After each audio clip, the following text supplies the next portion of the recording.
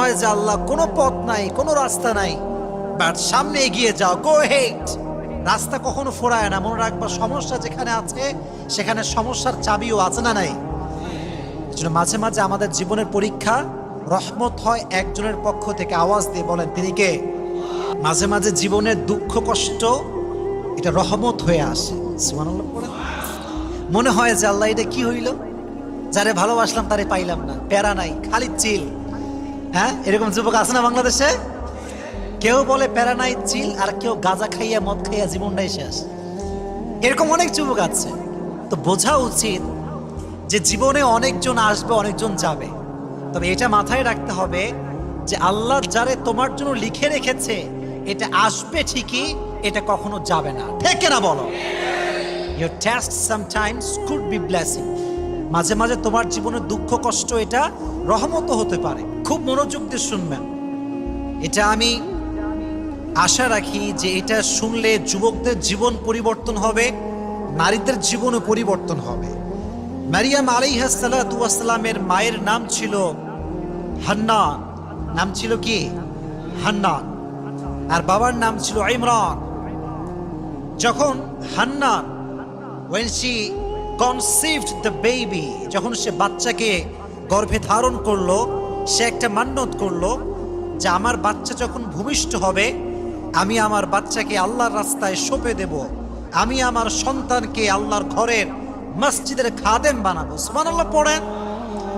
ফালাম্মা ওয়াদাআতহা ক্বালাত রাব্বি ইন্নী ওয়াদাতুহা উনসা।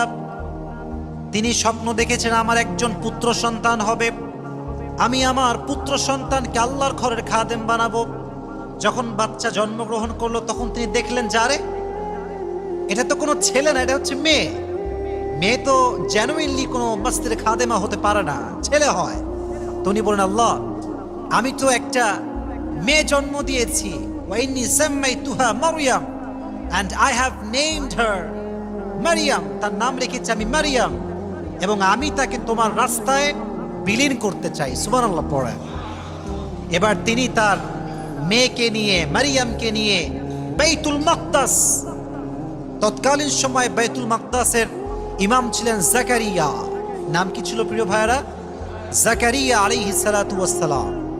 নিয়ে আসলেন, বললেন, জাকারিয়া আমি আমার মেয়েকে আল্লাহর ঘরের খাদেমা হিসেবে রাখতে চাই, তাকে আপনি রেখে দেন। তাকে রাখা হলো। এটা কিন্তু খুব লেসনফুল একটা স্টোরি এবং অনেক মজার একটা ঘটনা বলতে পারেন।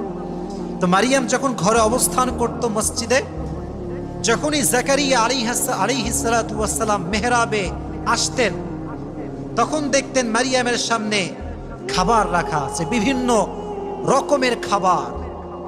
কুল্লামা দাখালা আলাইহা জাকারিয়া আল মিহরাব ওয়াজাদা ইনদাহা রিজকা। যখনই আসতেন দেখতেন মারিয়ামের সামনে অনেক রকমের খাবার রাখা আছে। তিনি বললেন, মারিয়াম এই রিজিক তুমি কই থেকে পেয়েছো, কই থেকে আসছে এই রিজিক? মারিয়াম বলছে, এটা এসেছে আল্লাহর পক্ষ থেকে। সুবহানাল্লাহ পড়েন। এবং তিনি বললেন, ইন্নাল্লাহা ইয়ারযুকু মান ইয়াশাউ বিগাইরি হিসাব। আল্লাহ হচ্ছে এমন একটা সত্তা, হি প্রোভাইডস দ্য রিজিক for his worshipper as much he want, and when he gives someone he gives without account. আল্লাহ যারে চায় তারে দেয়, যারে চায় তারে দেয় না, যারে চায় অনেক রিজিক দেয়, যারে চায় অভাব দেয়। সব কিছুর ক্ষমতা একজনের হাতে, তিনি কে? মাশাআল্লাহ। তাহলে তাকে রিজিক দিতেন, অসংখ্য রিজিক দিতেন মসজিদের ভেতরে। এখন আমরা আসি মূল ঘটনায়, যেখান থেকে ঘটনা আমাদের শুরু হবে। মারিয়াম আলাইহিস সালাতু ওয়াস সালাম একদিন মসজিদে বসে আছেন, আল্লাহর ইবাদত করছেন। হঠাৎ করে জিবরাইল একটা সাদা ধবধবে যুবকের বেশে, একজন হ্যান্ডসাম যুবক, একজন বিউটিফুল যুবক তার ঘরে এসেছে। দেখতে অসম্ভব সুন্দর এবং লম্বা চওড়া, দেহ তাগড়া। মারিয়াম দেখে ভয় পেয়ে গিয়েছে। Who are you? আপনি কে? Where you came from? কই থেকে আসছেন? ক্বালাত ইন্নী আউযু বিররহমানি মিনকা ইন কুনতা তাকিয়া। আমি আল্লাহর কাছে পানাহা চাই, যদি তুমি আল্লাহকে ভয় করো, লিভ মি অ্যালোন, আমাকে ছেড়ে দাও। এবার সে মোটিভেট করছে, কোরআন থেকে বলছি, কোরআন থেকে বলছি। এবার জিবরাইল ডাক দিয়ে বলছে, মারিয়াম ভয় পাওয়ার কোনো কারণ নাই, লা তাহজান, টেনশন তুমি করো না। ইন্নামা আনা রাসূল রাব্বিক, আমাকে পাঠিয়েছে একজন, আওয়াজ দিয়ে বলেন তিনি কে? আমি তো আল্লাহর একজন ফেরেশতা। এবং সবচেয়ে অবাক করার বিষয় হচ্ছে আমার ভিতরে নারীর ব্যাপারে কোনো ইন্টারেস্ট নাই। আমার নারীকে দেখলে কোনো ফিলিংস জাগে না, কোনো অনুভূতি নাই, টেনশনের কোনো কারণ নাই। আমি তোমাকে আঘাত করব না, তোমার সতীত্বে আমি আঘাত করব না। সুবহানাল্লাহ পড়েন, টেনশন করো না। তো বলছে তোমার যদি নারীর প্রতি কোনো আগ্রহ না থাকে তাহলে তুমি আমার কাছে কেন এসেছো? That is the question. আমার কাছে কেন এসেছো?